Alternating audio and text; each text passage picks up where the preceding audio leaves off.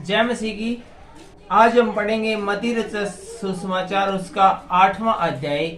और इस अध्याय में हम पढ़ेंगे कोढ़ के रोगी को चंगा करना, एक सूबेदार का विश्वास, अनेक रोगियों को चंगा करना, यीशु का शिष्य बनने का मूल्य, तूफान को शांत करना, दुष्ट आत्मा ग्रस्त रोगी को चंगा करना। तो ये सब आज के वीडियो में हम विस्तार से देखेंगे और इन पर चर्चा करेंगे। विशेष रूप से मैं बता दूं कि आज का जो 8वां अध्याय है मत्ती रचित सुसमाचार, इसमें यीशु मसीह द्वारा किए गए बहुत सारे चमत्कारों को हम देखेंगे।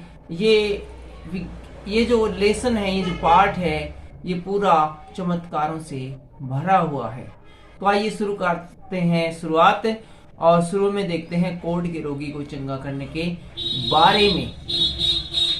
जब वह उस पहाड़ से उतरा तो एक बड़ी भीड़ उसके पीछे हो ली, और देखो एक कोढ़ी ने पास आकर उसे प्रणाम किया और कहा, हे प्रभु, यदि तू चाहे तो मुझे शुद्ध कर सकता है। तो यहाँ पर हम पिछले अध्याय में देखे थे कि एक पहाड़ के ऊपर यीशु मसीह है, वो अपने चेलों को और बाकी जनता को उपदेश दे रहे थे। और जब वो पहाड़ से नीचे उतरा तो एक कोढ़ी यीशु मसीह के पास आते हैं और यीशु मसीह को प्रणाम कर कर नमस्कार कर कर कहते हैं कि हे प्रभु, यदि तू चाहे तो मुझे चंगा कर सकता है। यीशु ने हाथ बढ़ाकर उसे छुआ और कहा, मैं चाहता हूं तू शुद्ध हो जा। और वह तुरंत कोढ़ से शुद्ध हो गया। यीशु ने उसे कहा, देख, किसी से न कहना, परंतु जाकर अपने आप को याजक को दिखा और जो चढ़ावा मूसा ने ठहराया उसे चढ़ा, ताकि लोगों के लिए गवाही हो। तो यहाँ पर हम देखते हैं कि कोढ़ी ने कहा, यदि तू चाहे तो मुझे ठीक कर सकता है। इसी प्रकार से हम भी परमेश्वर से जब प्रार्थना करें, तो जब कुछ मांगे तो कह सकते हैं कि हे प्रभु, यदि तू चाहे तो मुझे ये चीज दे सकता है, इसकी मुझे आवश्यकता है, ये तू भी जानता है। और जैसे ही यीशु मसीह ने कोढ़ी को छुआ, यीशु मसीह तुरंत है वो कोढ़ से चंगा हो गया। इतना शक्तिशाली सामर्थ्यशाली हाथ था यीशु मसीह का। उसके हाथ से जो सामर्थ्य निकला कि कोढ़ का रोगी जो वर्षों से कोढ़ में पीड़ित था तुरंत ही चंगा हो गया। और यीशु ने उससे कहा कि जा, ये बात किसी को ना बताइयो, और अपने याजक को, अपने पास्टर जी को ये बात बताओ कि कितना बड़ा चमत्कार तुम्हारे साथ हुआ है। और जो चढ़ावा खुशी खुशी तुम इस खुशी के मौके पर चढ़ाना चाहो, जैसा कि मूसा ने व्यवस्था में ठहराया है, अपना दशमांश है वो चढ़ाओ और खुशी मनाओ। आगे हम 5वीं लाइन से जब पढ़ते हैं तो वहां पर हमें एक सूबेदार का विश्वास देखने को मिलता है। एक सूबेदार का विश्वास में हम देखेंगे, जब वह कफरनहूम में आया तो एक सूबेदार ने उसके पास आकर यीशु से विनती की, हे प्रभु, मेरा सेवक घर में लकवा रोग से बहुत दुखी पड़ा है। उसने उससे कहा, मैं आकर उसे चंगा करूंगा। तो एक सूबेदार ने जब यीशु मसीह से कहा कि उसका एक सेवक है, वो लकवा रोग से पीड़ित है और बहुत दिनों से लकवा का शिकार है, तो यीशु मसीह ने सूबेदार से कहा, कोई बात नहीं, मैं आता हूँ तेरे घर में और उसे ठीक करूंगा। तब सूबेदार ने क्या कहा, तब सूबेदार ने उत्तर दिया, हे प्रभु, मैं इस योग्य नहीं कि तू मेरी छत तले आए, परंतु केवल मुख से कह दे तो मेरा सेवक चंगा हो जाएगा। क्योंकि मैं भी पराधीन मनुष्य हूँ और सिपाही मेरे अधीन है। जब मैं एक से कहता हूँ जा, तो वह जाता है, और दूसरे से कहता हूँ आ, तो वह आता है, और जब अपने दास से कहता हूँ यह कर, तो वह करता है। तो सूबेदार ने कहा कि प्रभु, मैं इस लायक नहीं हूँ कि मेरे जैसे पापी के घर में आए। और वह ये व्यक्ति बहुत ही सम्मान करता था यीशु मसीह का, और यीशु मसीह उस समय बहुत ही सम्मानित बन चुके थे। मान लो कि जैसे कि एक प्रकार से जैसे कि प्रधानमंत्री सम्मानित व्यक्ति होते हैं, और प्रधानमंत्री किसी घर में कहे कि मैं तेरे घर चाय पीने आऊंगा, तो कोई नॉर्मल व्यक्ति तो हाथ जोड़ दे, कहेगा कि हे प्रभु, कहाँ मैं झोपड़ी में रहने वाला हूँ, तू मेरे घर चाय पीने के लिए आएगा। ऐसे ही इस सूबेदार ने, हालांकि ये सरकारी ऑफिसर था, इसने कहा कि प्रभु मैं इस लायक नहीं कि तुम मेरे घर में आए और इतना कष्ट उठाए और मेरा फिर वो सेवक है वो चंगा हो। आप सिर्फ मुख से कह दें वो ठीक हो जाएगा, चंगा हो जाएगा, क्योंकि मैं भी एक ऑफिसर हूँ, अधिकारी हूँ। जब एक अपने सैनिक से कहता हूँ कि इधर आ तो आता है, और किसी दूसरे से कहता हूँ जा तो वह जाता है, और इनको मेरा कहना मानना ही होता है। इसी प्रकार रोगों पर और संसार की समस्त वस्तुओं पर आपको अधिकार प्राप्त है। आप यहीं से बोल दें कि मेरा जो सेवक है, मेरा जो नौकर है वो चंगा हो जाए, तो वह चंगा हो जाएगा। 10वीं आयत में इसके बारे में यीशु मसीह फिर क्या अपने विचार प्रकट करते हैं। यह सुनकर यीशु को अचंभा हुआ और जो उसके पीछे आ रहे थे उनसे कहा, मैं तुमसे सच कहता हूं कि मैंने इजराइल में भी ऐसा विश्वास नहीं देखा। तो यहाँ पर ये जो घटनाएं हो रही है ये कफरनुस में हो रही है, और यीशु मसीह कफरनुस में इस समय है, और अपने साथ वाले लोगों कहते हैं कि इतना बड़ा विश्वास मैंने इजराइल में भी नहीं देखा जितना बड़ा इस सूबेदार के द्वारा मुझे देखने को मिला है। और मैं तुमसे कहता हूं कि पूर्व और पश्चिम से बहुत से लोग आकर अब्राहम और इसहाक और याकूब के साथ स्वर्ग में बैठेंगे, परंतु राज्य के संतान बाहर अंधकार में डाल दिए जाएंगे, वहां रोना और दांतों का पीसना होगा।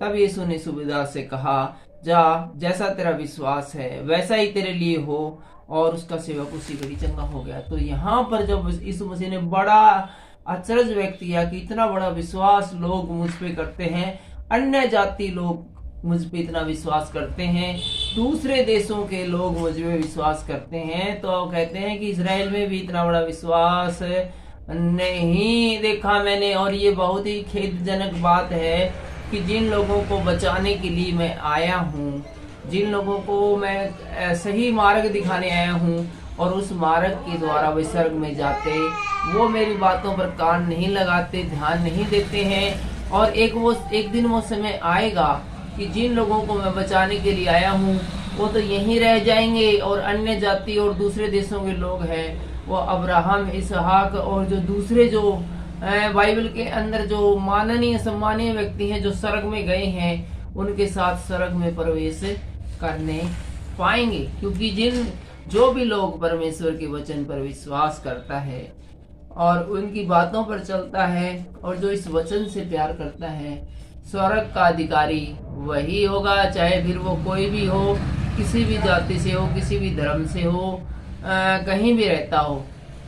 इस बात से फर्क नहीं पड़ता है, क्योंकि समस्त मानव जाति है वो परमेश्वर के द्वारा रची गई है, और सारी सृष्टि का, सारी पृथ्वी का रचयिता और मालिक एक ही है। उसके लिए भौगोलिक है ये स्थान है वो इतने वैल्यूबल नहीं है जितना कि आत्मिक रूप से वैल्यूबल है। आगे जब हम 14वीं लाइन में पढ़ते हैं, हम पढ़ रहे हैं मत्ती रचित सुसमाचार उसका 8वां अध्याय, और 14वीं लाइन से है शीर्षक अनेक रोगियों को चंगा करना। यीशु जब पतरस के घर आया तो उसने उसकी सास को जवर में पड़ी देखा।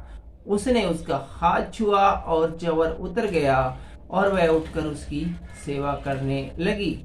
जब संध्या हुई तो वह उसके पास बहुत से लोगों को लाए जिसमें दुष्ट आत्माएं थी, और उनमें से उन आत्माओं को अपने वचन से निकाल दिया और सब बीमारों को चंगा किया।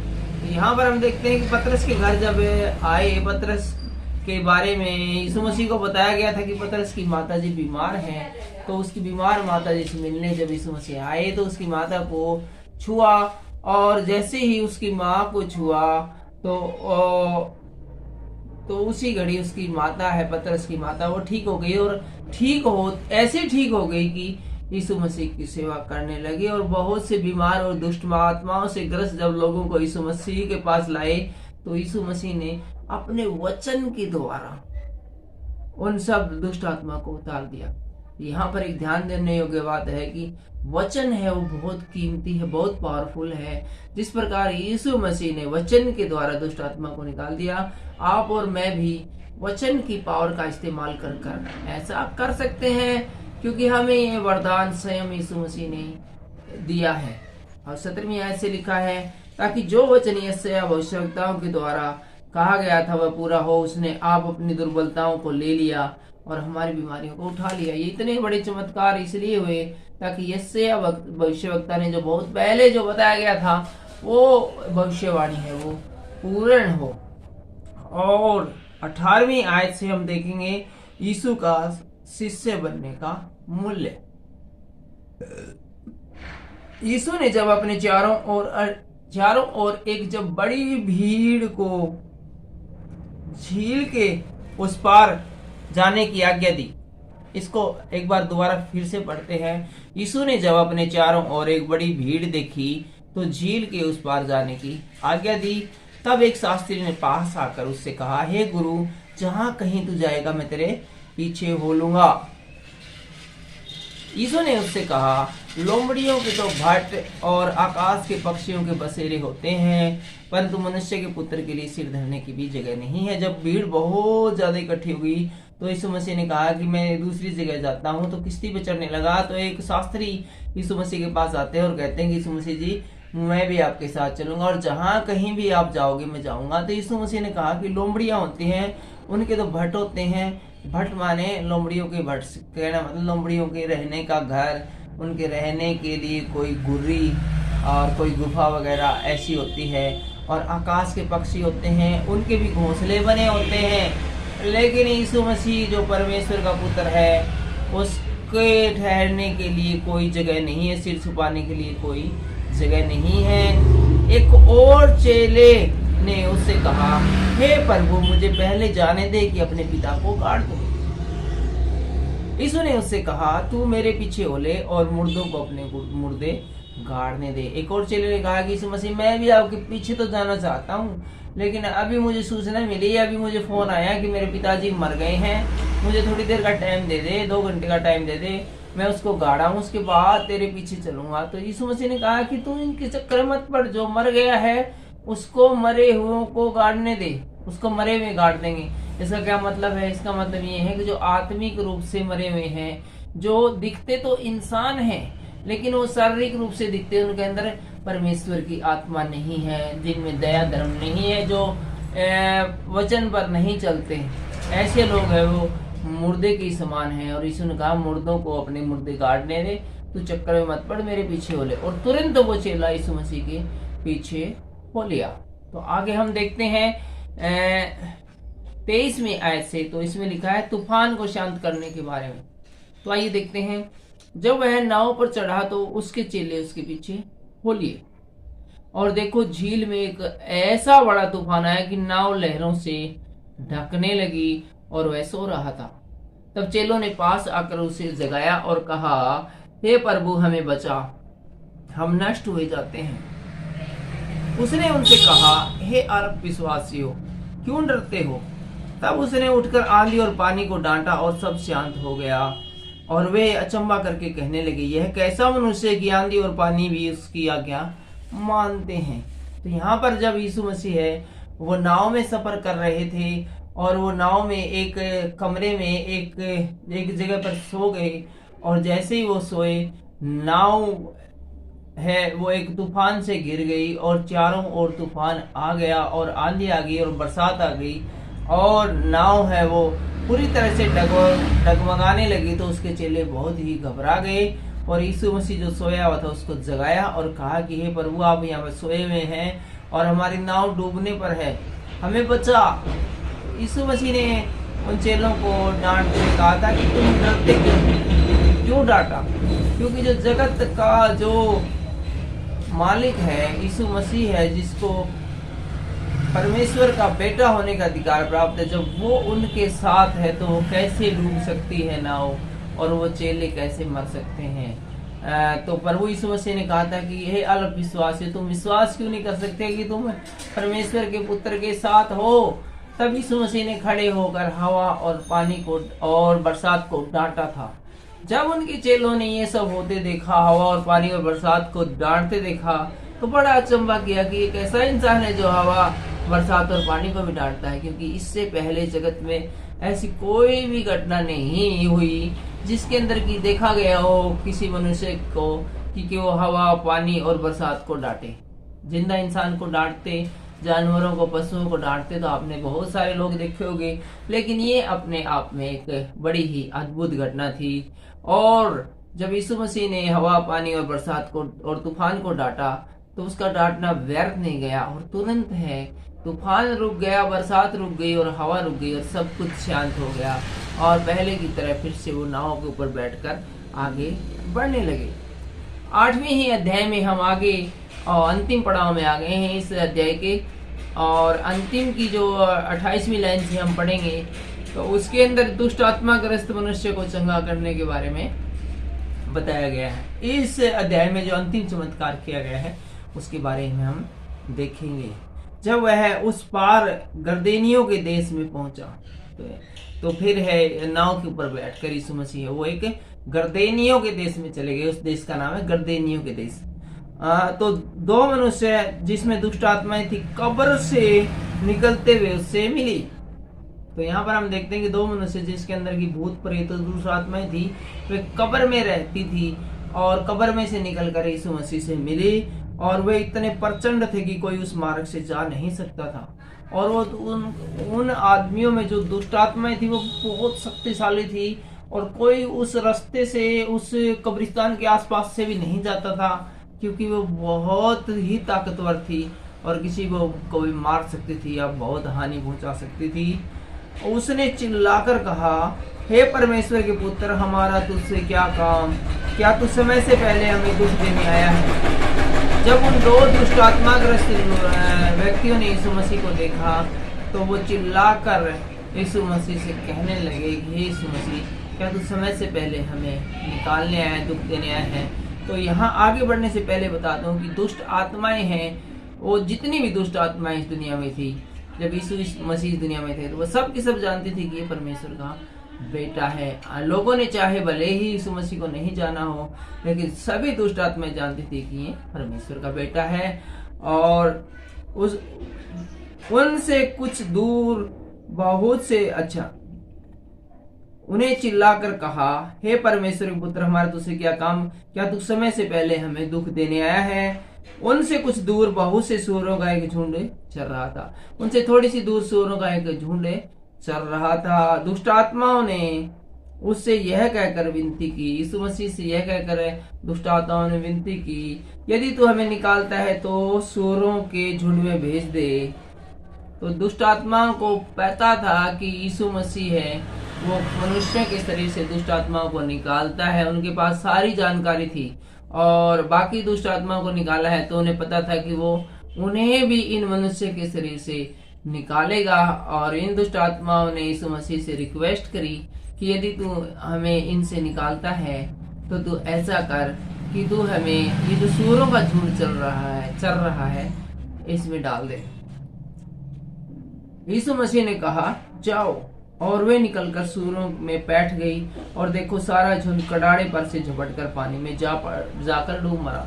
तो यीशु मसीह ने यहाँ पर दुष्ट आत्माओं की बात को मान लिया और वो जो मनुष्यों के अंदर दुष्ट आत्माएं थी वो बहुत शक्तिशाली थी। दो ही मनुष्य में थी वो, और दो मनुष्य से निकलकर जो पूरे सूअरों के झुंड में गई तो वो इतने पावरफुल था कि सारा का सारा जो सूअरों का झुंड था वो पहाड़ पर से गिर पड़ा और नीचे पानी में जा पड़ा और पानी में जाते ही सभी सूअरों की मौत हो गई।